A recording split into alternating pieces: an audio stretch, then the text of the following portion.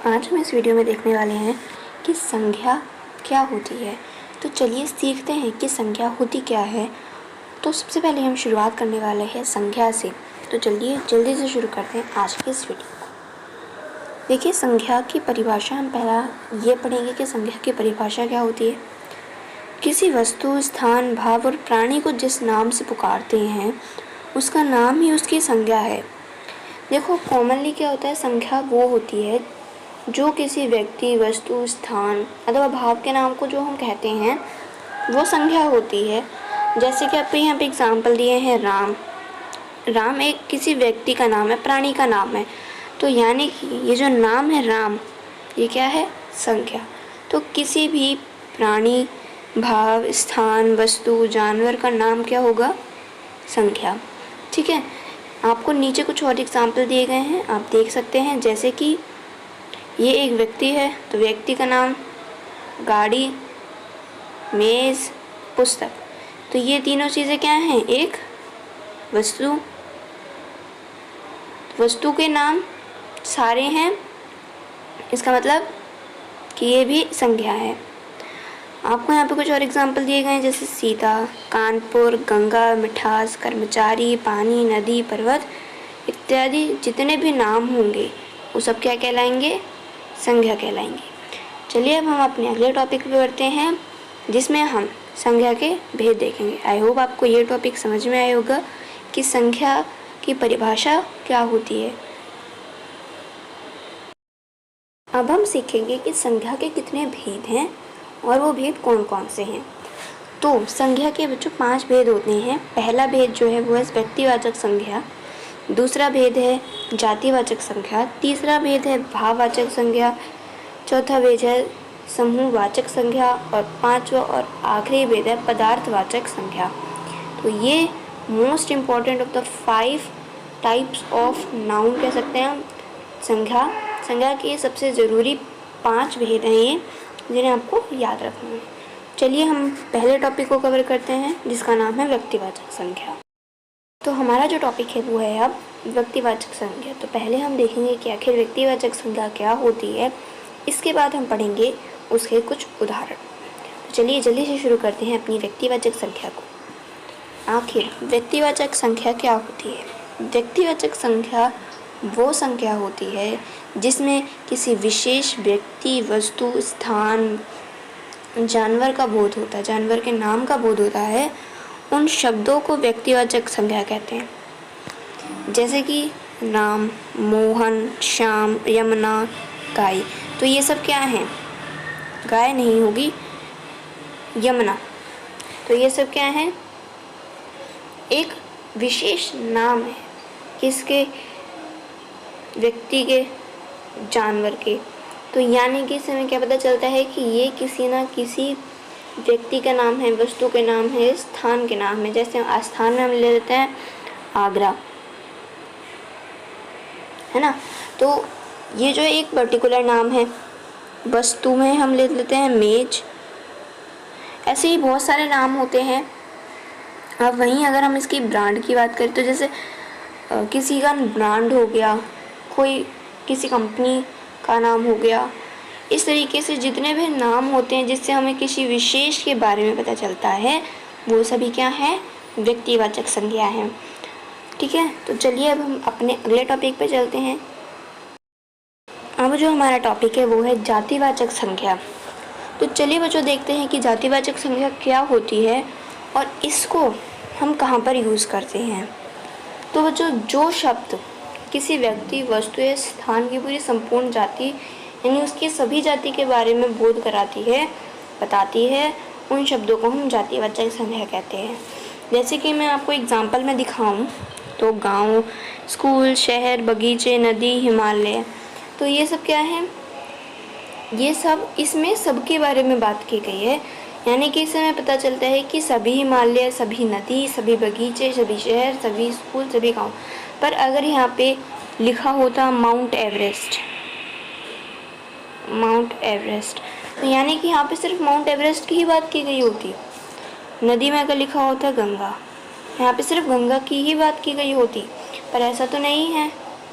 यहाँ पे क्या किसी माउंट एवरेस्ट हिमालय की बात की गई है? नहीं। यहाँ पे गंगा की बात की गई है? नहीं। तो इसका मतलब कि ये सभी, इसकी पूरी जाति के बारे में बात की गई है, सभी नदियों के बारे में बात की गई, सभी हिमालयों की बात की गई है। तो इससे हमें पता चलता है कि जातिवाचक संज्ञा वहाँ पर इस्तेमाल होती है जहाँ पे हम सभी के बारे में बात करते हैं। जब हम सभी, उसकी पूरी संपूर्ण जाति के बारे में बात करते हैं, तब वहाँ पे हम जातिवाचक संख्या लगाते हैं। जैसे आप नीचे देख सकते हैं, लड़का, लड़की, आदमी, जानवर, पशु, पक्षी, गाय। तो इसमें भी लड़का, अगर लड़का का नाम यहाँ दिया होता, जैसे रामू, अगर लिखा होता रामू, तो यहाँ पे सिर्फ रामू की बात की गई होती, पर यहाँ पे लड़का लिखा है, इसका मतलब तो यहाँ पर सिर्फ रामू के बारे में बात की गई है। सोचिए कि आप एक क्लासरूम में बैठे हैं और वहाँ पे बहुत सारे स्टूडेंट्स बैठे हैं, उसमें कुछ लड़कियाँ हैं, कुछ लड़के हैं। तो अगर क्लास टीचर आता है आपका, कहते हैं सभी लड़के खड़े हो जाओ, तो वहाँ पे सभी लड़के खड़े होते, वहाँ पे सिर्फ एक की पर्टिकुलर की बात नहीं की गई है। अगर वहीं पे बोला जाता है रामू, तो यानी कि वहाँ पे सिर्फ रामू को खड़ा होना है। तो इससे हमें पता चलता है कि जातिवाचक संज्ञा पूरे समूह के बारे में बात की जाती है, पूरे संपूर्ण जाति के बारे में बात करते हैं। ठीक है, तो आई होप आपको ये चीज़ समझ में आई होगी कि जातिवाचक संज्ञा आखिर होती क्या है। तो चलिए बढ़ते हैं हमारे अगले टॉपिक पे। तो बच्चों, आपका जो हमारा टॉपिक है वो है भाववाचक संज्ञा, यानी कि एब्स्ट्रैक्ट नाउन। भाववाचक संज्ञा आखिर होती क्या है? भाववाचक संज्ञा कहाँ पर इस्तेमाल होती है? इस संज्ञा में हम किसी के भाव और दशा का बोध करते हैं, किसी भी पदार्थ की अवस्था, दशा या भाव का बोध कराते हैं, वो शब्द भाववाचक संज्ञा कहलाते हैं। इसकी पूरी परिभाषा हम पढ़ते हैं। जो शब्द किसी चीज़ या पदार्थ की अवस्था, दशा या भाव का बोध कराते हैं, उन शब्दों को भाववाचक संज्ञा कहते हैं। इसमें किसी भी चीज़ की, किसी भी वस्तु की तो कोई फीलिंग्स होती ही नहीं है। कोई भी एनिमल हो सकता है, वो व्यक्ति हो सकता है वो, और कोई भी प्लांट हो सकता है वो, उनकी अवस्था, दशा या भाव का बोध कराने वाले शब्द भाववाचक संज्ञा कहलाते हैं। जैसे आप नीचे एग्जाम्पल्स में देख सकते हैं, बहुत सारे एग्जाम्पल यहाँ दिए गए हैं। जैसे कि गुस्सा आना एक भाव है, खुशी एक भाव है, बुढ़ापा एक भाव है, सर्दी भाव है, मिठास, मित्रता, गर्मी, खुशी, समझ, दर्द, ये सभी भाव हैं। तो इससे हमें पता चलता है ये किसी ना किसी की दशा, उनके भाव, उनकी अवस्था का बोध करा रहे हैं। देखो, दर्द होना ये अवस्था है, इसको दर्द हो रहा है यानी कि उसकी अवस्था है। समझ आ रहा है, खुशी हो रही है, गर्मी लग रही है, मित्रता है, मिठास है, ये सभी भाव हैं।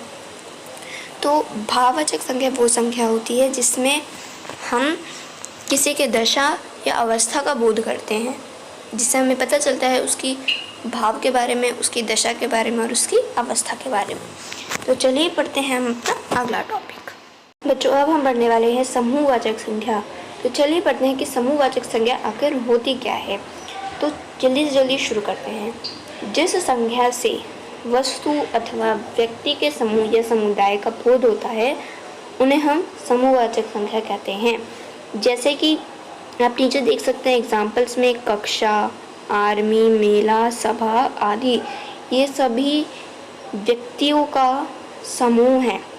कक्षा में बैठे विद्यार्थी का समूह है, आर्मी में सोल्जर्स का समूह है, मेला में व्यक्तियों का समूह है, सभा में भी व्यक्तियों का समूह है। तो इसका मतलब इसमें समूह के बारे में बात की गई है। देखो, एक समूह में दो से ज़्यादा व्यक्ति होंगे, वस्तु होंगी या जानवर होंगे, तो वो तभी समूह कहलाएगा जब उसमें दो से ज़्यादा होगा। कुछ दो से ज़्यादा वस्तु हो सकती है, दो से ज़्यादा व्यक्ति हो सकते हैं, दो से ज़्यादा जानवर हो सकते हैं, तभी वो एक समूहवाचक संख्या कहलाएगी। जैसे आप नीचे एग्जाम्पल में देख सकते हैं, यहाँ पे आपको हिरणों का झुंड दिखेगा, तो यानी कि ये भी क्या है, एक समूहवाचक संज्ञा है। तो आई होप आपको समूहवाचक संज्ञा अच्छे से समझ में आई होगी कि समूहवाचक संज्ञा आखिर होती क्या है। चलिए बढ़ते हैं हम अपने नेक्स्ट टॉपिक पर। अब हम पढ़ने वाले हैं द्रव्यवाचक संख्या। द्रव्यवाचक संख्या क्या होती है? द्रव्यवाचक संख्या वो संज्ञा होती है जिन संज्ञा शब्दों से किसी द्रव्य या धातु का बोध हो, उन्हें द्रव्यवाचक संज्ञा कहते हैं। धातु जो होता है मेटल, धातु को हम मेटल कहते हैं, ठीक है। जैसे कि पीतल, घी, तेल, दूध, कोयला, गेहूँ, चावल, पारा आदि, ये सब क्या द्रव्यवाचक संज्ञाएं हैं।